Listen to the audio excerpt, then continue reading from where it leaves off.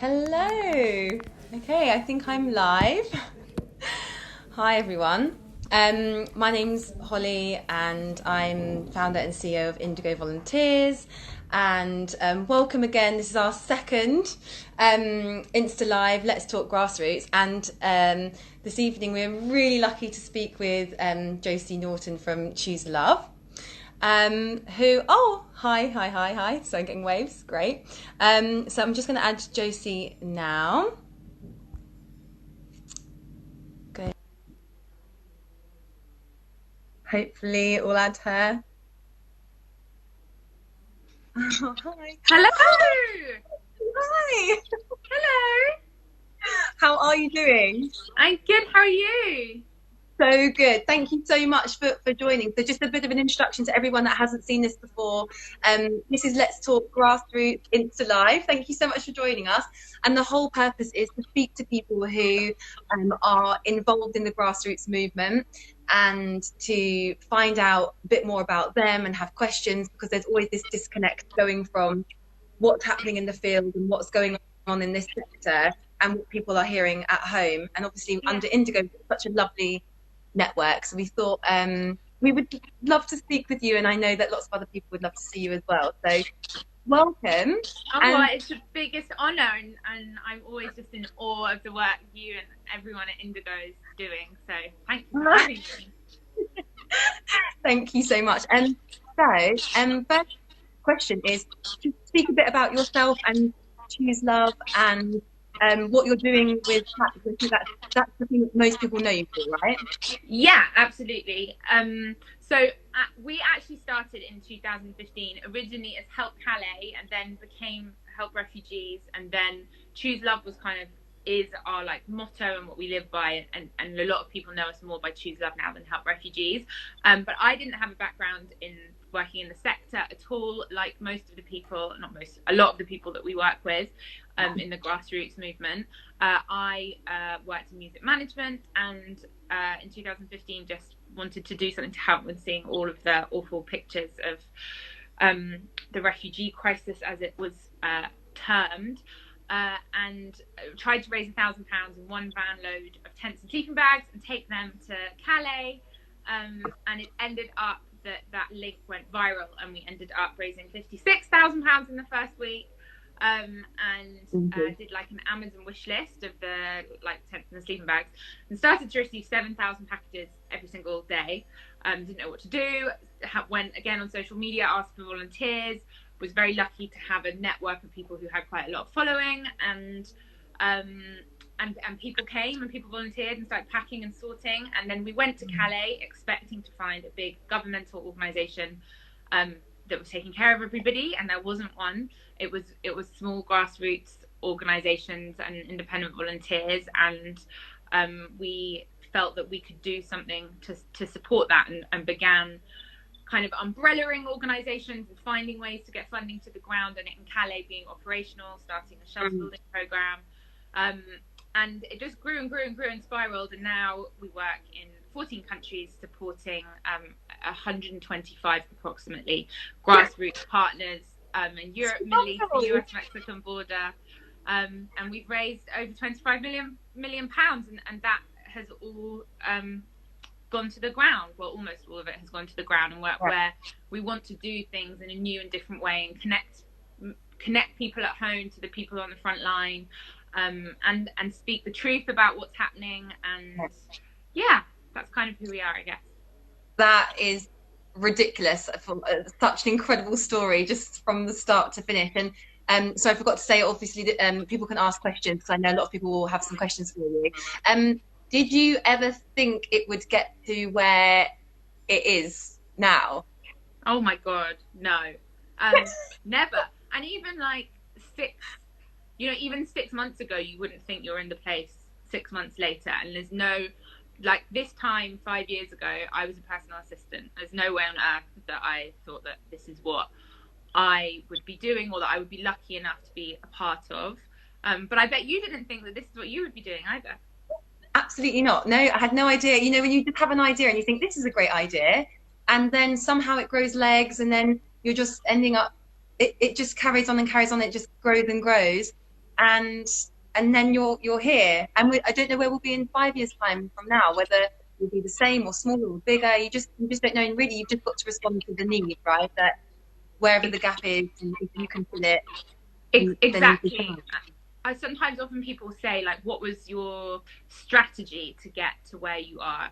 And actually I think it wouldn't have worked to have a strategy if we want to be this size organization by this time. I don't think it would have worked, because you have to be doing it because that's what the need is. You know, we want to be putting ourselves out of a job. We want it to be that we don't have to exist. So I think it's like that. And the integrity of course, you have a strategy. Of course, you know, as we're developing, we do have more strategies and things in place. But it as you say, it should all be led by the need. Yeah. We've got loads of questions. I've got Sophie is like my little earpiece because I can't concentrate on two things. So she's like my little earpiece telling me some of the questions. So someone's asked, what inspired you to do this, like to make that career shift, I suppose, and get into this? I just realised it's really embarrassing. I'm in my mum's house and there's a picture of me, and I want everyone to know that that picture, I don't put that there. I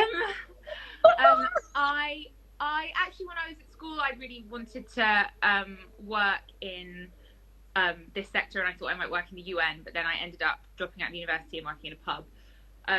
And you know, our you know, Choose Love as a brand comes from the reason that we do this, and I think it's the reason that everyone in this like ecosystem of grassroots organizations does this, is just an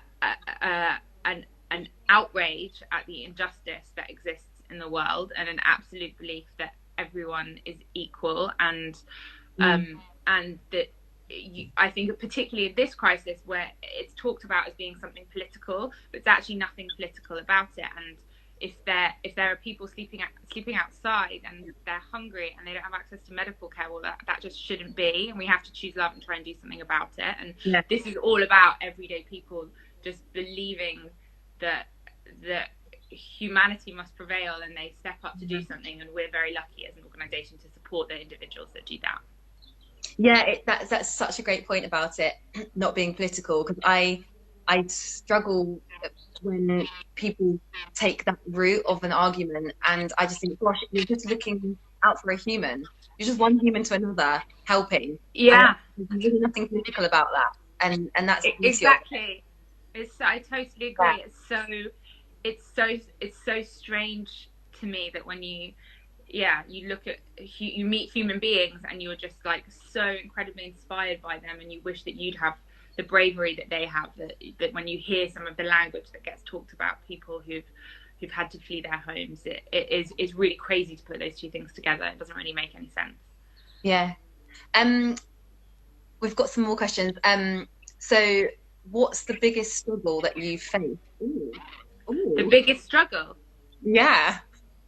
Oh my gosh. Which one? I mean, but you know what?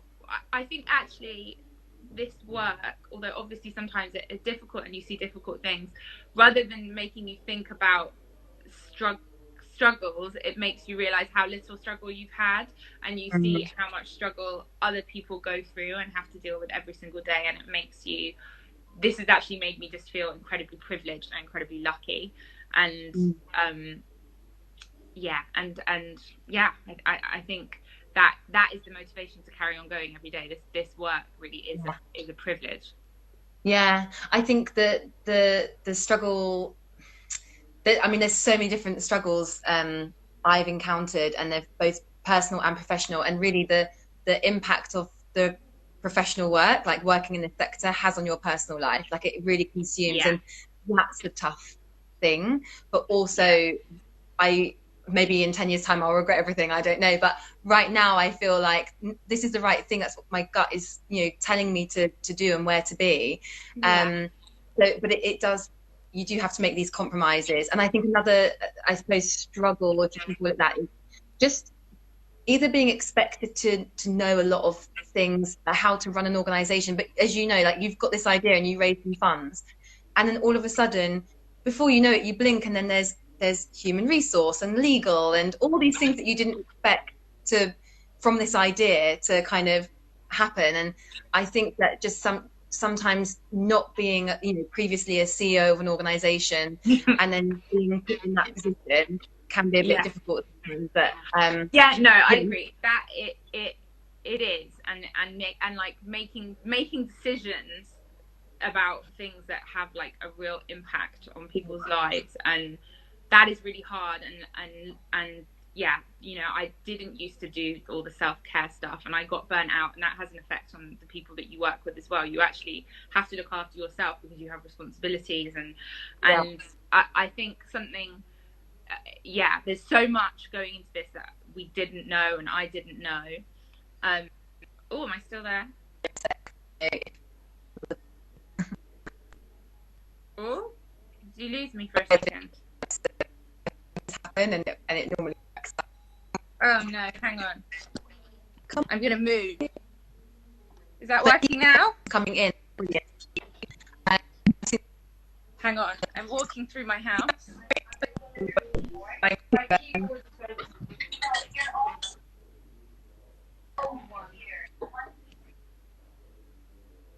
Now?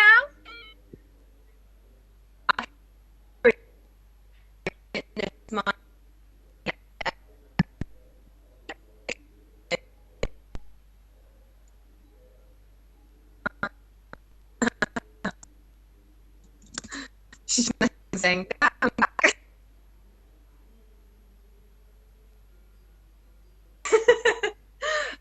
so maybe I don't know if I can cross her off. I don't even think I can cross her off. But yeah, thank you. Oh, okay. I think mine's okay enough. Hopefully we'll get Josie back in 1 second.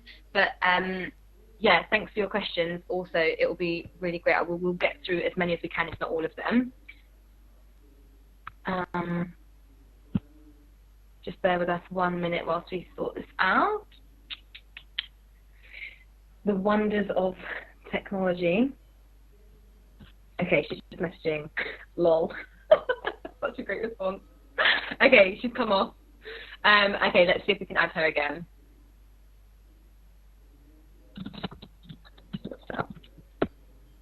Okay, let's see. Who inspires you? That's a good one. Let's see if we can get her back. Aha, yes. Here she is. Go live. Choose love.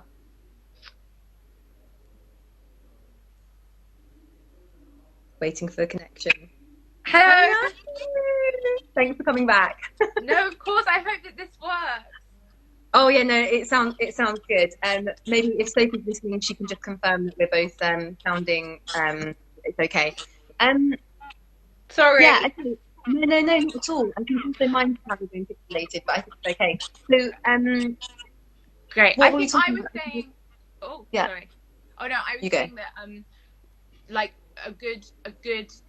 There's like you were saying, there's so much that's really hard about growing an organization and finding yourself in this position of responsibility, but just asking other people and finding people who have done this before, and people who have run organizations, and people who are experts, and asking for advice. And I think often we can feel, especially as women, we can feel afraid to say that we don't know something, and actually I think a big strength is to say that you be really honest about what you don't know, because you can't know what you don't know.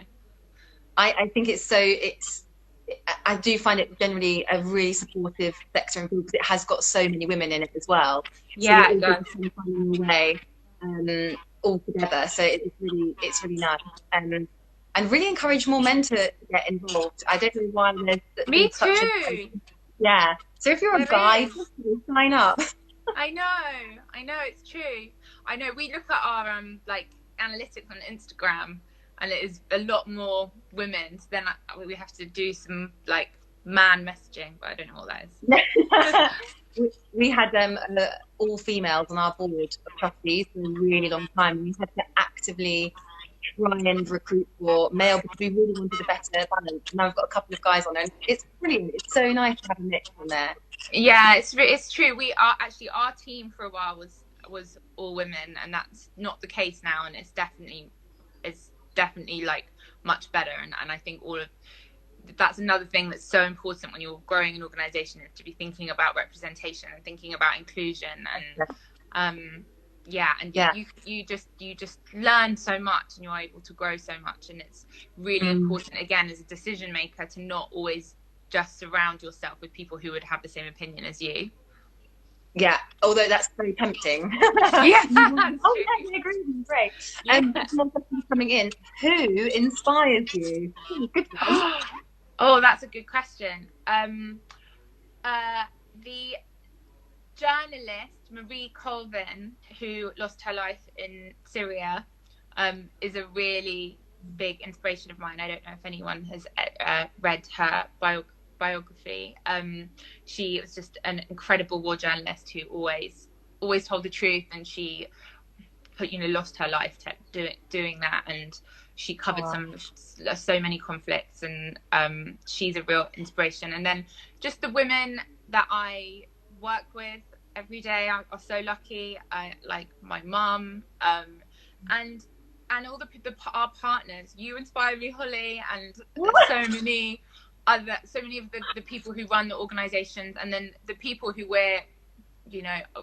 language is such an interesting thing. People that we're accompanying, supporting, working with, the people who've been through this situation and found themselves displaced, they are inspiring, because I don't know if I would have that bravery that they have, and the humility and the kindness that they show after the world has not been so kind to them. Whenever I find myself in a really a situation where I need to get some courage, which is normally a really pathetic situation, like I'm going for a jog and I'm getting really tired after 20 minutes. They're really silly situations, nothing that serious. I actually just think back to all of our work and everyone I know and everything that we know, and I just think, oh, shut up, Holly, come on, like you can do this. In comparison. So I feel like just generally inspired by people, and also absolutely you. Like was it a month ago or so, I was at an event and you had to close your eyes and think who inspired you, and you came to mind. And so I put your name on the post-it and I sent you the picture. You're a formidable woman, and you've done some really interesting things, which is why one of the reasons why I admire you so much, that you just do it. And like you've done you projected images on the Russian embassy, you met the Pope. I mean, what else have you done? Like, how did you do these things? Like, gosh, some things I look back and I'm like, oh my God, I think in this sometimes you have to not have fear. And that I heard someone told me a saying, like actually Barack Obama said, which is, don't let perfection be the enemy of good.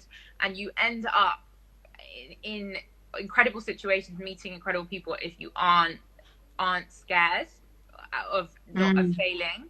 But yeah, getting to meet, shake hands with the Pope and get a picture of a Choose Love t-shirt next to him was a pretty amazing thing. We were part of projections that were projected onto the Russian embassy, talking about Russia's war crimes in Syria. When we sued the UK government for their failure to protect unaccompanied children, that was quite a mad thing to be standing up in court doing. So yeah, there's a lot of mad things. Yeah, it's just a bonkers list, really, and yeah, just so amazing. I mean, I really hope to achieve at least like 100th of those things, just like projecting. Holly, oh my goodness! We are all one team, all doing this together, and what you try to do and can coordinate. We could not coordinate volunteers like you do, and it's just awe-inspiring every day. And working with people is one of the hardest things on earth, and you just are so full of joy, and all of your team is so full of joy. And when you hear people talk about their experience of volunteering, it's been made so much richer by doing it with you. I love going through the camera here. But yeah, I would also like to project something onto some embassy one day. That's definitely a goal of mine. That's a good goal. Someone has asked, how are you responding to the COVID-19 situation at the moment? You personally, and also as Choose Love. So I am talking to you from my mum's house. I've escaped London and I'm staying with my mum. It's actually there's so much awful stuff going on, and I'm really counting my blessings to be getting this time to live with my mum. And then as an organisation, I think you can probably really attest to this. The organisations we work with, they were born out of a need to adapt to a really changing context and to be existing to protect people when governments weren't. And this situation is no different, although it's added a whole new layer of complexity. But a lot of the organisations that we work with, you know, the community centres, the education spaces, the women's centres, they've all obviously had to close. But a lot of them are doing remote support, which is really incredible to see how quickly they're adapting. And then, you know, for people living in camps, they are aware of the coronavirus. Luckily, cross fingers, it hasn't broken out in too many camps yet, where we're working. But people can't isolate, they can't self-isolate, they can't social distance, they can't wash their hands because there's often no access to water, there's no access to soap. The vulnerable can't be isolating, and then if corona does break out, there's no access to medical care often, or very limited access to medical care. And then they are reliant on so many different services for just the basic things that we all take for granted. And so now living in a camp, not being able to self-isolate, being packed together, not being able to leave that camp, not having anywhere to go to you know, unwind and release some of the stress of having spent the night living in a dangerous refugee camp, not being able to go to school.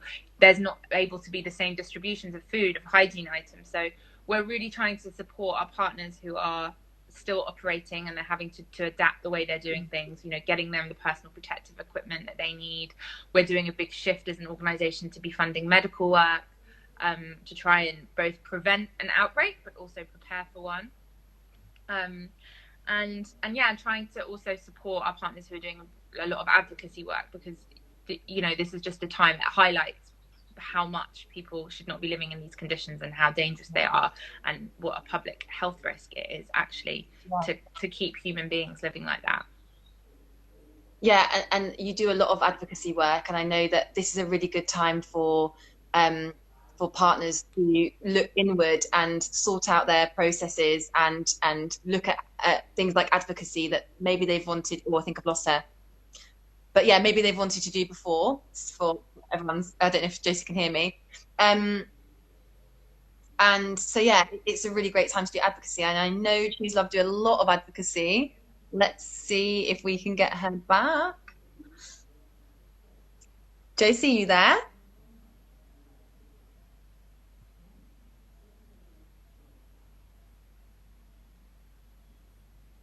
Hi everyone. I think I've lost Josie again. But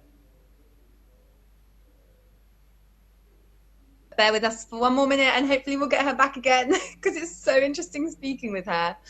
In the meantime, I'm just going to see if we've got any questions. Oh, she's gone for everyone. Okay, great. Thank you, Earpiece Sophie. That's very, very great. Very helpful. Oh yeah, it'd be amazing to do Humans of New York style interviews at the camp. Indeed. Josie's just requested back in. Here we go. Thanks for staying with us, everyone.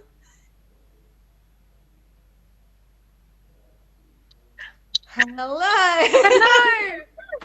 I don't know what happened. I don't know. I had to close, do the swipey uppy, close the whole of Instagram, and then. No worries. No worries. Everyone stay to listen to you, Josie, because you're so interesting. So no worries about that. I was just saying about also someone said there's feedback, so I don't know whether we need to wear headphones. If you've got any, great. If you don't worry about it. No, I don't think I have any. We'll put out for next week. Sorry, everyone. So this is a really great time when everything's been, centres have closed, to look inward at the organisation, for them to look at their documents and so on. And that's something we as Indigo are supporting with, and training and whatnot. But of course, also the organisation's doing a lot more advocacy because of it. So is that, and obviously Choose Love are really great advocacy. Is that something that you're doing a bit more of, or you're able to promote it a lot more? Definitely. I think we're really lucky to have the platforms that we that we do, so we're able to be talking about things and spreading messages with petitions. And we just did a campaign actually in the UK about getting, with our partners RefuAid, around getting overseas qualified doctors to be able to work in the NHS. But it's not just refugee doctors who have been given refugee status. It's also doctors from Australia or America. We were part of a big coalition together, in fact, of organisations talking about the situation for unaccompanied minors on the islands in Greece and in Greece in general. And there's been, there were real breakthroughs in that.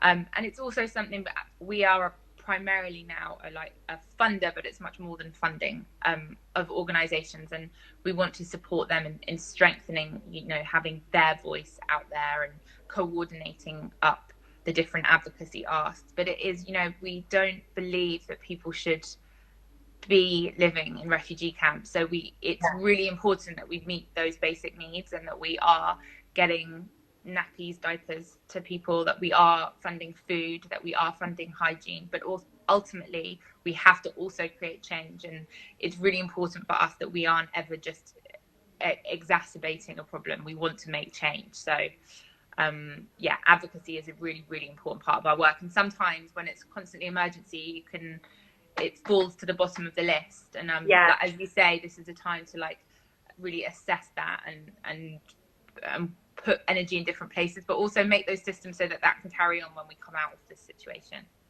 Yeah, exactly. And one of the really positive things to have come out of this is the change in narrative in the media that I know that also you've been promoting as well. And the lovely Hassan, who I'm actually going to be interviewing, I think, next week. I'm so excited. Oh my God, the best. Hassan's the best. That instead of immigrants, refugees, or whoever being seen as pests and a burden and all these awful things that the media portray, finally they've just had a switch in narrative, and they're being shown for the wonderful things they offer and bring, and people and the stories and the human side. It's just such a nice thing. Like, have you experienced the exact same thing, and you're sharing it all as well, right? Yeah, it's really, this is it's a crazy thing to see people like Piers Morgan talking about how much we value people from the overseas working in the NHS. He interviewed Hassan, and I think he was basically moved to tears. And I think, and it's true, it's absolutely true. Hassan, for anyone who doesn't know, Hassan is an incredible guy from Syria who had to flee because of the conflict there, and he filmed his journey on his way from Turkey to Greece on a GoPro, and it ended up becoming a documentary called Exodus, and he won a BAFTA. He's just an amazing, amazing spokesperson, activist, and human. And he volunteering cleaning wards in a hospital in London, and he did a screenshot of himself in all the personal protective equipment. He's literally putting his life on the line to save people from corona in this hospital, and it went totally viral. J.K. Rowling retweeted it, and he's ended up on all the different news channels. And it's he says that I think it's like over 90% of people working in his ward are other heritage or are considered an immigrant. And this is just the reality, and these stories haven't been told. And it's this is such an awful time, but if there can be some good that comes of it, hopefully it's this. And Boris Johnson coming out of hospital and talking about the countries that the nurses that looked after him were from, it's really important. But it's also really important that we all hold institutions and people of influence to account. And when this is all over, all of these statements and all of this narrative that's taking place, we have to uphold that, and we have to keep these conversations happening. Yeah, absolutely. Someone's asking as well where the video can be found. You've done an amazing pitch for our next week's guest, so we'll be putting that on our stories on Indigo Volunteers. We'll put it on our stories and on our post, so we'll link some videos as well, so you can see. He's absolutely amazing. So yeah, thanks for doing that promo. What a good guest you've got. That's going to be amazing. I'll be tuning in. I know. We're really doing well on the guest front. We're really lucky that everyone's just said yes, so we're doing something right somewhere. So one of the questions that I want to ask everyone that gets involved in this sector is, what is it that you didn't know before that you found out? It was quite shocking. It can be significant, it can be very small, it can be, oh, I didn't know people worked 7 days a week, or I don't know, it can be absolutely anything. What is it that you kind of discovered about this sector and working as a humanitarian? I didn't know how broken the system is. I guess Mm. I had trust in the system that you know, everything is always possible that is being done, and that, you know, there aren't, I didn't think that this sector had any failings in it, and I didn't think that governments had failings in it. And you know, it's heartbreaking sometimes to see the the the acceptance of the conditions that people are forced to live in, and sometimes the, you know, that it's deliberate. Yeah. I didn't know that, and I didn't know either how much suffering there was in the world. I often talk about that the first time that I went to Calais, and I just had I'm incredibly lucky, and I'd never been to a refugee camp, and I never expected to go to one in France, and I was really, really shocked. I didn't know, and I think that's the main thing. And I also didn't know how incredible, on the other side of that, how incredible human beings are, and the sacrifice that we see people make, and the dedication of people, and the kindness and the love, and everything that we see in humans. We often say it's like with working in this, you see the worst of humanity, but you also get to see the best. So I think there are two things that I didn't know. And I also didn't know about the importance of making sure funding gets to grassroots local organizations. And I didn't understand the more technical aspects of the sector, which I do now. But I think that it's those big fundamental things that are the kind of the shifts in me as a person. I think that's one of the key things you just brought up there, is you really see the best and the worst, and that is to the extremes, and that's just such a great point that you just said, that I kind of wanted to just reiterate, because it's so true. You just really get the extreme. How often do you get to go into the field, and when you go there, how does it feel for you? And yeah.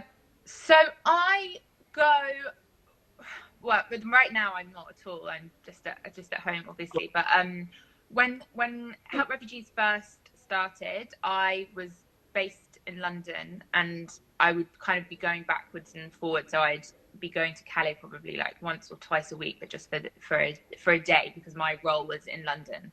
And then when we started to work in Greece, I would often kind of be going to Greece, and I was spending about half my time in Greece, or in the Balkans, or sometimes in the Middle East, and in France, obviously in Calais. So I'm probably away about half the month, and for the first, up until about a year ago, that would have all been in the field. But a lot of it is meetings actually, like down the road from the camps. You know, we don't need to go and see what's going on there. We don't, unless it's really important for work. We can have a meeting down the road. If we're not actually there to be doing something, we don't ever want to do that kind of, you know, there's a tourist voluntourism, people sometimes use that phrase. But my role now has become a lot more to do with the fundraising and awareness raising. So I spend quite a lot of time in America. Again, I'm really lucky. I feel really bad about my climate footprint. Learning definitely that we can do more on Zoom than I thought.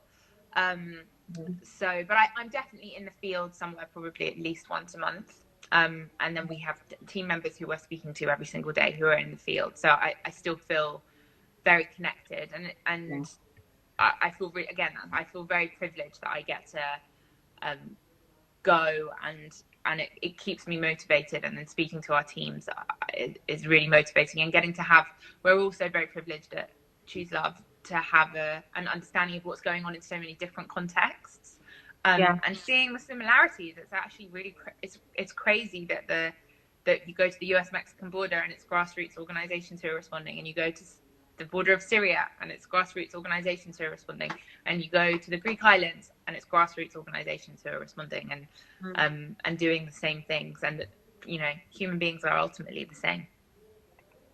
So true. I think it's really important to stay connected to the field, and regularly go as much as you can, and as long as it makes where it makes sense to go, because it really, you can otherwise feel disconnected, especially with roles like ours where you're behind a laptop quite a lot. Yeah. You can just lose that sight and motivation, or something like, why am I like, this is like my 100th hour behind a laptop this week, and actually just being in the field. And sometimes our team just take like a day off and go to the warehouse or do a distribution, and that's just really important to do. And Yeah. it's really good to have that connection and relationship with your partners as well. So yeah, Absolutely, it really, really is, and you have a different relationship. I think us as well as a fundraising organization, there's a power dynamic involved in that, and we never want to feel that. We want to make sure that we feel like we're partners with our organizations, and we also, if we're, you know, looking someone in the eye and saying, I know that your money is going to go to the most effective, the best place, and I know that it's going to be used brilliantly. We need to know that ourselves. So there's so many aspects of why it's important, but again, it is a privilege and it's not something everyone can do. So we know how lucky we are, and that's, you know, you and me have had lots of, you know, conversations and times where we've been on Greek islands, and it's so, you know, it's hard, it's so sad to see how people are living, and then you know that you can leave and they can't, and that is really hard. yeah, it's a really strange world to be in, definitely. I'm very aware that we've got time for a few more questions, and everyone's got dinner, and you've got live and everything. So I'm gonna just ask a few more questions and let you go, because we've got a lovely evening planned. There's people asking about, do you have advice getting involved as a volunteer? Oh, I can help answer that one. Go to Indigo Volunteers. Indigo, yeah. So our charity does placements, and at the moment, of course, we can't do physical placements, or we actually will something the need at the time. We are just lifting it for medical people. So if anyone knows anyone who's medical that's able to travel to Greece at the moment, then please do get in touch. But for everyone else at the moment, we're putting things on hold, and we're doing remote placement. And then, of course, when travel restrictions are up, then we'll be placing people again. So what we do is a matchmaking service. So if anyone wants to get involved and not to volunteer, then definitely get in touch with us at Indigo. And how can we help? Josie, you've got some other ideas, maybe with advocacy and things like that. Yeah, so I think everyone can help in different ways, and everyone's got different skills. So volunteering is really important. Obviously, if people can donate, it's really important. People don't have access to things like nappies and hygiene items and tents, and but we know it's a really difficult time. So if you can, we're so grateful at Choose Love for any donations. But we know that it's not always possible. Also, you know, just reading up on situations around the world, people have got time, and how we change hearts and minds is having conversations. So learn about what's going on in Syria, learn about what's going on in Afghanistan, and then when we're all back out of our houses socializing with friends, talk about those things and have conversations. You can't see, I'm actually wearing a new t-shirt that we're launching tomorrow, which is Choose Our Carers, and we're also doing Choose Our NHS and supporting NHS charities together, and the care workers charity. But usually I'd be wearing a Choose Love t-shirt. And that is a way of wearing a message that you choose love. It's like a badge of compassion, but also 100% of the funds go to the ground, and it's made of organic cotton, and it's climate neutral. So that is a way that you can help. And yeah, just keep your eye out. Write to your MP about issues that you care about. Sign petitions. Be just be an active citizen in whatever way is possible for you, because we all have lives, and you know, we can't all do everything. Not everyone can go and work in another country. People have kids and jobs, and so just find the thing for you that you can do. Yeah. And what does a typical day look like for you?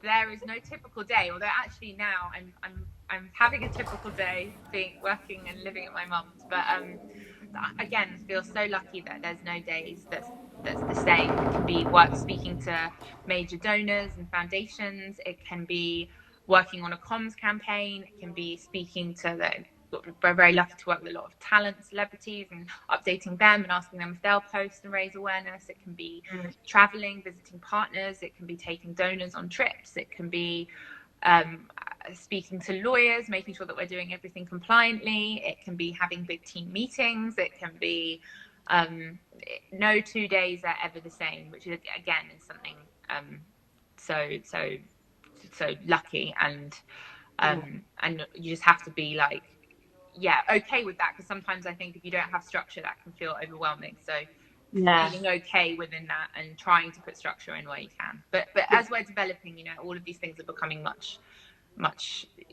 more structured and easier. And in the beginning, it was all quite crazy.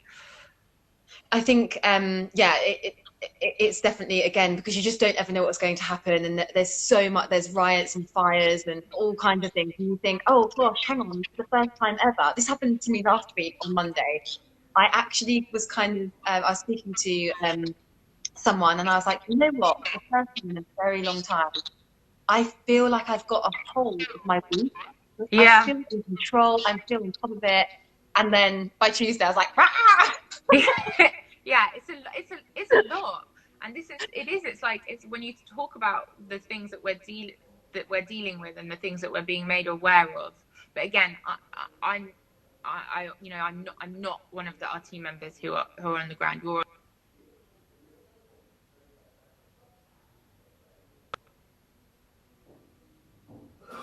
experiencing the hard things. Yeah. So, but yeah, no 2 days are ever the same. It can be a lot, but I'm finding that I'm doing gong bath meditation. Oh no!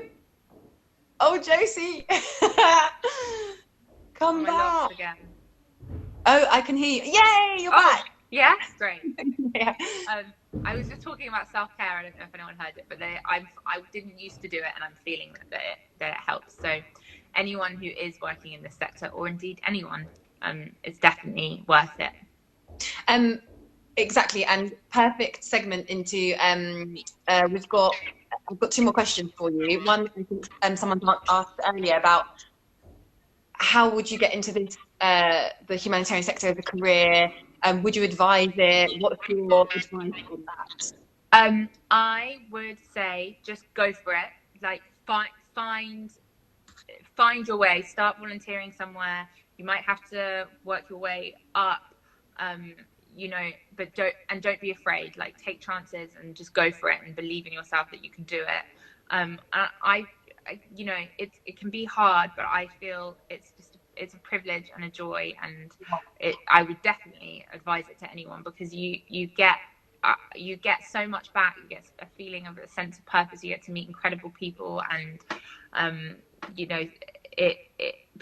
people, you and me have talked about this before, Holly, that sometimes people say, wow, what you guys will do is very selfless, and actually I don't know if that's true, because it's a hard thing to see a lot of the time, but it's a privilege, and I feel so lucky. So I think anyone should definitely, if this is where they feel their heart is, they should do it. Yeah, that was actually going to be one of my last questions, was when people say to you, goodness me, you've raised millions of pounds, you're the CEO of this charity, you're doing all these things, you met the Pope and all of these incredible things, you're so selfless, blah, blah, blah. What do you think when people say that? How does it make you feel? Because you must hear it a lot. We always say this is a movement. Like, it's a network of organizations made up of predominantly volunteers. It's people donating in their homes. It's people doing fundraisers. This is like the hugest team effort, and it's a movement, and one thing can't happen without all the other pieces in it. So I just think, I'm just lucky to be part of a team of amazing people doing amazing things every day, and we're also always looking forward. Like, it's incredible, all of these things that have been achieved, but there is, right now there are 20,000 people in Moria, and there are organizations that need our support, and right now there are 3.5 million people trapped in Idlib, and we need to be talking about that. So it's also always just looking forward and thinking, what more can we do, rather than what have we done. Mm-hmm. Amazing. Thank you so much. That was so lovely speaking with you. No, and it's been the really biggest pleasure. And Indigo is just, it's just an incredible organization. And I don't know anyone that hasn't had an amazing time, and it's changed the way that volunteering works, and it's made it more effective for both the organizations, the people it's supporting, and for those people volunteering. It's just, you guys are brilliant. Oh my God, so much love. It's just an honor to partner with you guys and choose love. Honest ours. And then our teams get together on the Greek island. God, it's just like, you can imagine, just so much love being shared. So much love. Choose love every day, everyone. Choose love every day. Thank you so much. And really appreciate it. If everyone wants to read or hear about any more, go to Choose Love. You can buy the t-shirts and see all the campaigns that are going all on. The links. All the links are on there. And thanks everyone for your questions and patience with all the internet issues. Really appreciate everyone joining. Thank you so much. Thank you so much. Thank you, everyone. Thank you, Holly. Bye. Bye.